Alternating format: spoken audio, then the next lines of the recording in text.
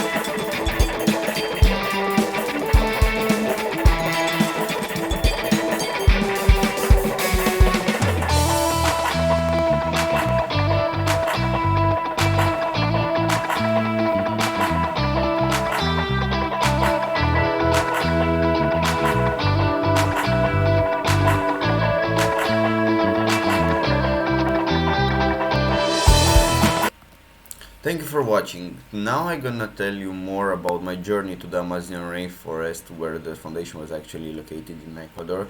I will tell you about the process the project followed, the challenges I encountered, and how I managed to set up a continuation for the project.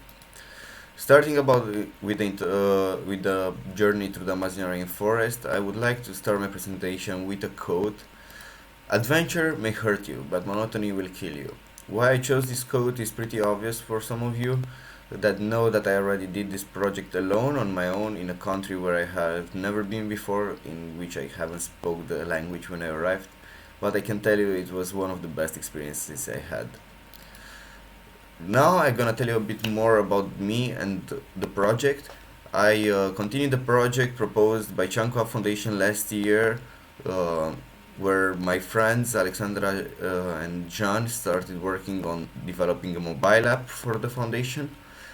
The foundation is a non-profit fair trade foundation seeking to help the local communities of the Amazonian rainforest, and the project proposed this year was consisting of two parts: the continuation of the development of a mobile application and researching the market in order to find more information about possible new exports they can make to Europe and also Canada.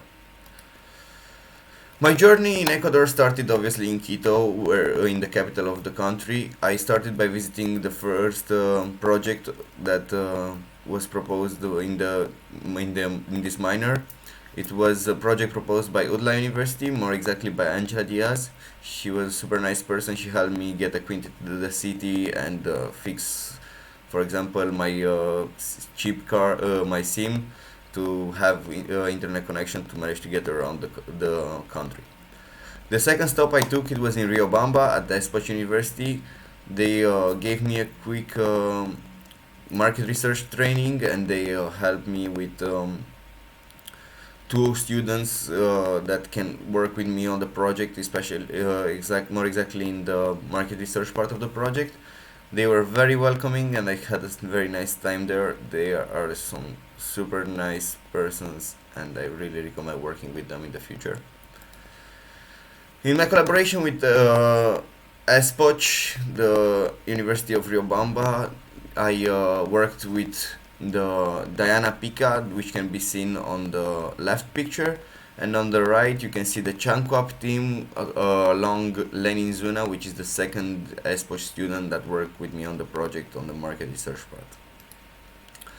Finally, after all this journey, I arrived in Macas. I visited the foundation, I started practicing my Spanish, I started getting used to the weather and the time zone, and the preparation step of the project finished. After that, the process itself, it was split in two parts. It was the mobile application, which I had to learn how Flutter and Django works, which were new to me. I had to find out to see the process that Foundation is planning to replace. I had to rebuild the application because there were some problems migrating the code from version 1 of Flutter to version 2, and it couldn't be fixed by just migrating the code. I had to fix the bugs encountered in the migration process and implement the missing functionalities from last year, implement the changes requested by the Foundation, and make the changes accordingly. In the market research part, it was done in collaboration with the students of SPOCH, as I mentioned before. We had to do multiple interviews with persons that managed to offer us more information about how the exports are working, and we then after that analyzed how the markets in Canada, Spain, Germany, and the Netherlands are working, what products they are having, and what would be a comparison between the products Chankuap wants to export and the existing products. This is a picture from the first reunion we had with the foundation. The biggest challenges I encountered in this project were the Flutter updates because I literally had to rebuild the full application.